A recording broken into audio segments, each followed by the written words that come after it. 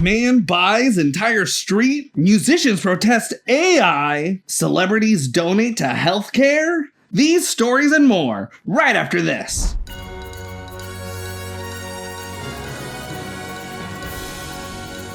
Welcome back to another episode of Good News with Jay, where we shine a light on the helpers and share good news from our local and global communities. Our first story is a personal one. On Thursday, February 27th, 2025, a day before his 37th birthday, after battling brain cancer for the past 2 years, we lost a pillar of the YouTube and puppetry community, Adam Kreutinger, also known as the Puppet Nerd. There's a whole lot I could say about this wonderful man that I'm just not quite ready to say yet, but he leaves a lasting legacy on the puppetry community and a lasting impression on me. I probably wouldn't exist today if it weren't for Adam and his videos. So many puppeteers and puppet builders would not be doing what they're doing today if it wasn't for him. While I'm incredibly sad about this, and it's by no means good news, it's important to share how much he did so much good and left the world a better place. His mantra was make art every day. He leaves behind his wife, his 2 young kids, and many family and friends. If you feel led, please check out the GoFundMe at the link below to help with his family's immediate needs and medical expenses. Go watch one of his videos now and learn more about puppets. And maybe you'll make some art today. Alright, now for some good news. Jason Fauntleroy thought he scored a steal of a deal when he bought a vacant lot in Trenton, Ohio for $5,000. Little did he know, the lot came with a bonus feature, the entire street, complete with homes. Now, the city wants to pave the way for public access through eminent domain, but is offering compensation based on the lot alone, not the whole street package. Fauntleroy says the city's been blocking his calls and turning the situation into a real roadblock. City manager Marcus Nichols explained the street started as a private drive maintained by a homeowners association, but now the city wants to reroute ownership for public use. While eminent domain allows property takeovers, Fauntleroy insists he deserves just compensation, not a shortcut deal. Ohio has seen its share of eminent domain battles, and Fauntleroy might need to lawyer up to ensure the city doesn't run him over. Legal aid could help him map out a strategy to push for a fair appraisal and hold the city accountable for their error. What do you think should happen? No Dog Left Behind, a Berkeley-based nonprofit, is giving away a puppy to someone in need of an emotional support companion. The only requirement? The new owner must be financially capable of caring for the dog long-term. Volunteer Nikki Follis says it's the organization's way of giving back to the community that supports them. Studies show that dogs help relieve stress, anxiety, and depression, making this a life-changing opportunity. Sea otters might be making a splashy return to the Oregon coast after more than a century thanks to a $1.5 million grant aimed at reintroducing these furry marine guardians. Local tribes and conservation groups are leading the effort, hoping to restore kelp forests and curb invasive sea urchins, which have been throwing the ecosystem utterly out of balance.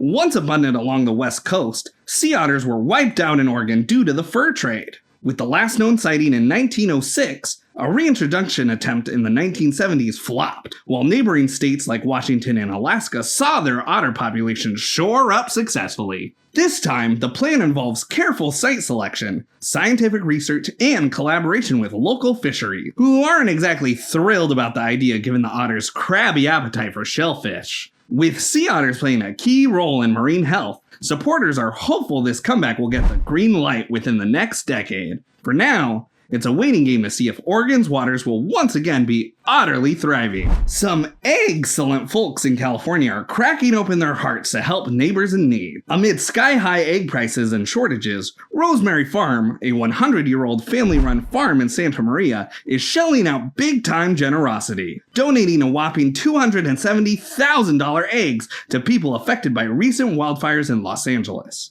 They're teaming up with the LA Regional Food Bank and Gather for Good to make sure these eggs land in the right nests, including nearly 55,000 eggs set aside for firefighters and first responders. Even sweeter, LA bakery Winter Fate Bakes is using some of the donated eggs to whip up birthday cakes for kids displaced by the fires, because everyone deserves a little frosting on a tough situation. With egg prices at record highs due to bird flu, inflation, and rising farming costs, this donation is no small fry. While many shoppers are seeing limits on how many eggs they can buy, Rosemary Farm is proving that when times get tough, a little kindness can go a long way.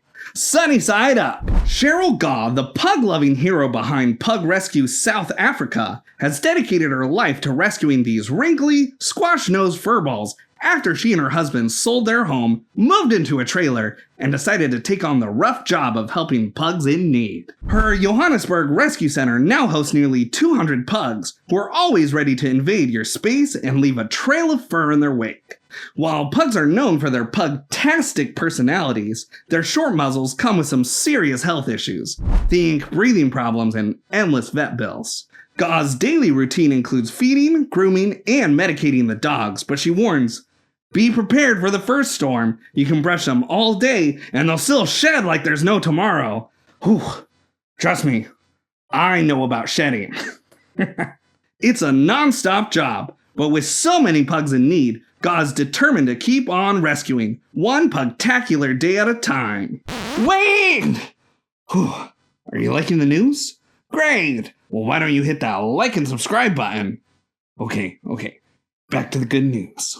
Matt Damon and his wife, Luciana, are acting like heroes off-screen, joining Kristen Bell and internet personality, Tommy Marcus, to help families tackle medical expenses. The duo is matching donations up to $100,000, doubling down on kindness. Here's how it works. Marcus posts a daily health-related GoFundMe on Instagram, each aiming for $100,000.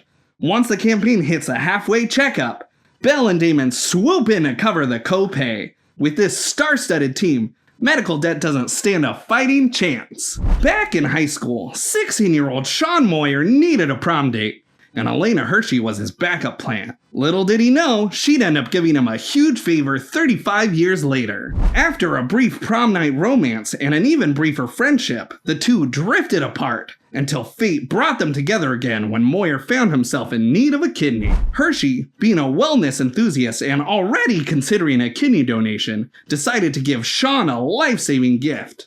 Since they weren't a genetic match, they went through the University of Pennsylvania's paired exchange program, where her kidney helped someone else and Sean got a new one. His response? He texted her the good news, and she cried tears of joy. Despite the life-changing surgery, Hershey was back on her bike in no time, proving once again that you can find your perfect match in the most unexpected places, even on prom night.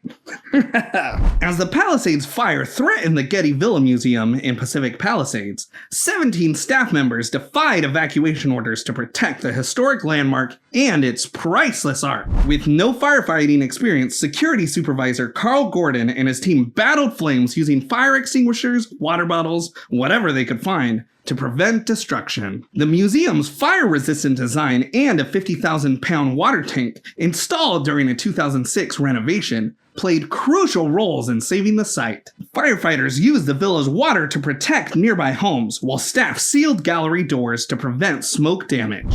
Despite hundreds of trees burning around the property, no structures were lost and the art remained untouched. Cleanup efforts are underway, with reopening plans dependent on restoring water and access. Over 1,000 musicians, including Annie Lennox, Kate Bush, and Damon Albarn, have released a silent album called Is This What We Want?, protesting UK copyright law changes that could let AI companies use copyrighted work unless creators opt out. Critics argue this would be impossible to enforce, leaving artists vulnerable to exploitation. Profits from the album, which feature recordings of empty studios, go to help musicians. A campaign, Make It Fair, urges the public to pressure MPs to block the changes. Industry giants like Paul McCartney, Dua Lipa, and even Hans Zimmer warned the plan could devastate UK artists, calling it a giveaway to big tech. The government insists no decisions have been made, but artists remain united in their opposition, demanding protection before AI mines their work for profit. And that's our show. We hope it brought some light into your day. If you like what we do here, please hit like and subscribe. Instead of our usual sign-off, and in the spirit of Adam, go make some art and share it with the world.